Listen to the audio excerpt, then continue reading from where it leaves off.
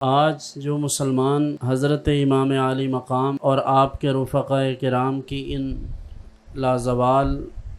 اور بے مثال قربانیوں کو یاد رکھتے ہیں، انہیں ساتھ ساتھ یہ بھی یاد رکھنا چاہیے کہ حضرت امام کی اور آپ کے پورے خانوادہ کی یہ فقط اعلاء کلمت اللہ کے لیے تھی کہ اللہ رب العزت کا دین،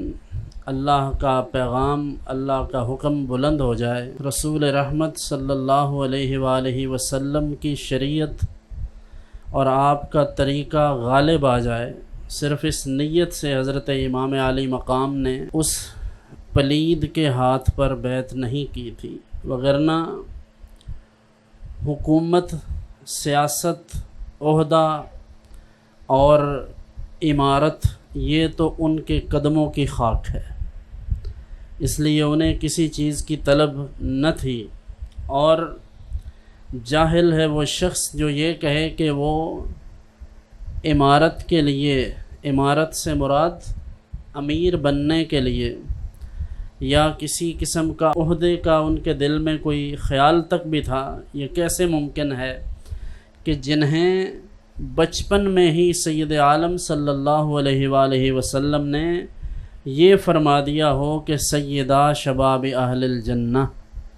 کہ یہ جنتی نوجوانوں کے سردار ہیں، تو جنہیں دو جہان کی سرداری خود رسول اکرم صلی اللہ علیہ وآلہ وسلم نے عطا فرمائی، انہیں دنیاوی معاملات کے لیے کسی قسم کی عمارت، کسی قسم کے کسی عہدے اور کسی قسم کی شہرت کی ضرورت نہیں تھی۔ اس لیے پہلی بات یہ ہے کہ حضرت امام عالی مقام اس راہ پر جو نکلے ہیں تو ان کا مقصد وحید، یعنی ان کے اس مشن میں ان کا یہی ایک مقصد تھا کہ اللہ رب العزت کا دین سر بلند ہو جائے۔ تو حضرت امام عالی مقام جنگ کی نیت سے مدینہ منورہ مکہ مکرمہ سے نہیں نکلے۔ تکلیف کی بات یہ ہے کہ جن کے بارے میں اللہ رب العزت نے یہ حکم دیا، رسول اکرم صلی اللہ علیہ وسلم نے اللہ رب العزت کی طرف سے یہ اعلان فرمایا کہ میں تم سے کسی چیز کا مطالبہ نہیں کرتا سوائے اس کے کہ میرے قریبیوں سے مودت اور محبت کا تعلق قائم کرو، لیکن بدقسمتی سے محبت اور مودت کا یہ تعلق قائم کیا۔ حضرت مسلم بن عقیل گئے تو 10,000 یا 12,000 لوگوں نے ان کے ہاتھ پر بیعت کر لی۔ انہوں نے امام عالی مقام کو کہا کہ لوگ آپ کی محبت میں گرفتار ہیں اور یہ چاہتے ہیں کہ ہم آپ کے دست اقدس پر بیعت کریں،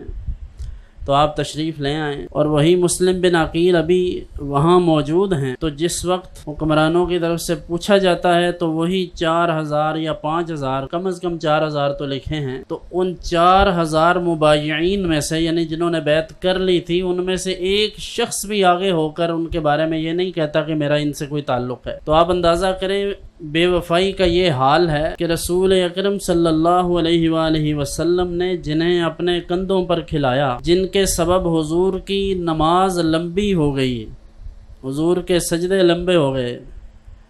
جنہیں رسول اکرم صلی اللہ علیہ وآلہ وسلم نے اپنے پاس بٹھا کر یہ دعا کی کہ یا اللہ میں ان سے محبت کرتا ہوں، جو ان سے محبت کرے تو اس سے محبت کر،